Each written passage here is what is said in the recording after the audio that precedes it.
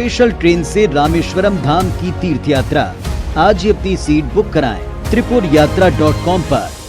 एक चुनौती और चल रही जिस पर सारे देश की नजर है। केंद्रीय जांच एजेंसी दिल्ली की शराब नीति को लेकर मनीष सिसोदिया समेत 21 जगहों पर उनके ठिकानों पर छापेमारी कर रही है। खबर देखें आप। दिल्ली की आबकारी नीति के मामले में डिप्टी सीएम मनीष सिसोदिया के आवास समेत 21 जगहों पर सीबीआई ने छापेमारी की। जांच एजेंसी सुबह 8:30 बजे सिसोदिया के घर पहुंच गई थी। सीबीआई ने सिसोदिया और उनके परिवार के बाकी सदस्यों के फोन और लैपटॉप जब्त कर लिए। कार्रवाई के बाद आप और बीजेपी आमने सामने आ गए। शराब नीति घोटाले के आरोप को लेकर सीबीआई ने एफआईआर दर्ज की, जिसमें सिसोदिया के अलावा 4 और लोगों के नाम है। इस दौरान मनीष सिसोदिया ने ट्वीट किया, लिखा कि हमारे देश में जो अच्छा काम करता है उसे इसी तरह परेशान किया जाता है, इसीलिए हमारा देश नंबर 1 नहीं बन पाया। वहीं दिल्ली के सीएम अरविंद ने कहा कि मनीष के घर ये पहली रेड नहीं है। पिछले 7 साल में भी मनीष जी के ऊपर न जाने कितनी बार रेड हुई है, ये पहली रेड नहीं है।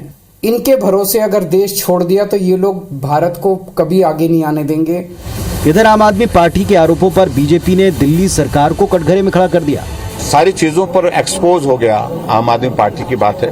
कांग्रेस पहले से एक्सपोज है और आम आदमी पार्टी अब हो रही है। कुल मिलाकर रेड के मामले में आम आदमी पार्टी अब विक्टिम कार्ड खेल रही है। विरोधी कह रहे हैं कि अगर पार्टी ने कुछ गलत नहीं किया तो फिर डरने की कोई जरूरत नहीं है। तो अब सवाल ये उठता है कि आखिर दिल्ली सरकार की नई शराब नीति है क्या, जिसको लेकर इतना बखेड़ा है। डिकोड कर लेते हैं इसको। नई शराब पॉलिसी में होटल के बार, क्लब्स, रेस्टोरेंट को रात में 3 बजे तक ओपन रखने की छूट दी गई थी। वे छत समेत किसी भी जगह पर शराब परोस सकते थे। इसके पहले तक खुले में शराब परोसने पर पाबंदी थी।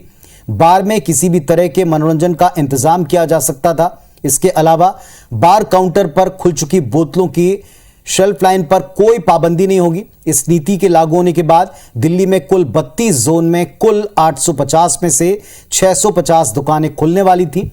चीफ सेक्रेटरी द्वारा दिल्ली के एलजी को भेजी गई रिपोर्ट में यह साफ कहा गया था कि पहली नजर में यह जाहिर होता है कि नई एक्साइज पॉलिसी को लागू करने इनमें कई नियमों का उल्लंघन किया जा रहा है। एक तरह से जो शराब के कारोबारी हैं उनको फायदा पहुंचाने के लिए यह पूरा काम किया गया है। पूरी नीति उनकी सहूलियत के हिसाब से डिजाइन की गई है, बदला गया है। अब इस आरोप के बाद यह कार्रवाई और कार्रवाई के बाद क्या होता, यह देखना है।